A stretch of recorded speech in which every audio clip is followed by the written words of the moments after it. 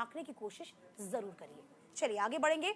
UP में 2 लड़के आए साथ। कांग्रेस नेता राहुल गांधी ने कहा सरकार बनते ही अग्निपथ योजना को कूड़ेदान में फेंक दिया जाएगा। देखिए, इस खबर को तरजीह दी गई है। कांग्रेस के पूर्व राष्ट्रीय अध्यक्ष राहुल गांधी ने कहा कि केंद्र में इंडिया गठबंधन की सरकार बनते ही अग्निवीर योजना को उठाकर कूड़ेदान में फेंक दिया जाएगा। देखिए, इस खबर को दैनिक जागरण ने साफ तौर पर छापा भी है, जानकारी भी साझा की है किस तरीके से अग्निवीर योजना जो है वह कहीं ना कहीं लोगों के हितकर नहीं है।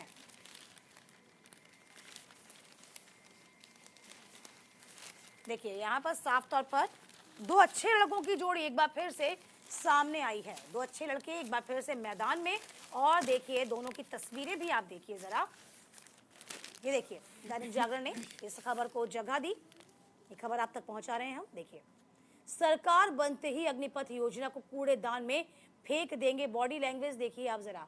दोनों इस तस्वीर के माध्यम से, ये फोटो भी यानी कहते हैं ना, तस्वीरें भी बोलती हैं। बहुत ही मंत्रणा में लगे हुए हैं दोनों ही वरिष्ठ नेता। क्या कहा जरा ये भी अब आप जान लीजिए। रायबरेली और अमेठी से भावात्मक रिश्ता है, ये भी कहा गया है। झांसी ललितपुर में चुनावी रण में अखिलेश और राहुल गांधी की ये जनसभा थी। अखिलेश ने डिफेंस कॉरिडोर योजना को लेकर भाजपा को कटघरे में खड़ा कर दिया है। तो फिलहाल आपको बता दें, कहा गया कि देश में गठबंधन की सरकार बनते ही इस योजना को फाड़कर कूड़ेदान में फेंक दिया जाएगा। सैनिकों के साथ भेदभाव नहीं होने दिया जाएगा। इससे पहले सपा अध्यक्ष अखिलेश यादव ने मुफ्त राशन का मुद्दा उठाते हुए कहा था कि भाजपा को जब वोट चाहिए था तब नमक, चना, गेहूं, रिफाइंड सब दे रहे थे, अब राशन बदल गया। राहुल ने जीएसटी का भी विरोध किया, काले धन का विरोध किया, खामियां गिनाई। देखिए, साफ तौर पर अग्निवीर योजना का लगातार कांग्रेस पहले भी विरोध कर रही थी, एक बार फिर से विरोध करती नजर आई। कांग्रेस का यही कहना था कि आप अग्निवीर योजना को लाते वक्त आपने तमाम चीजों का ख्याल नहीं रखा। 21 साल में आपने रिटायरमेंट की घोषणा कर दी, तो उसके बाद में वो व्यक्ति, वो सेल क्या करेगा। बिल्कुल, देखिए, राहुल गांधी जरूरी कहते हैं कि एक जवान को आप शहीद का दर्जा देते हैं, उसे सारी फैसिलिटीज देते हैं और दूसरे को ये नहीं देते हैं, तो फिर ये भेदभाव है।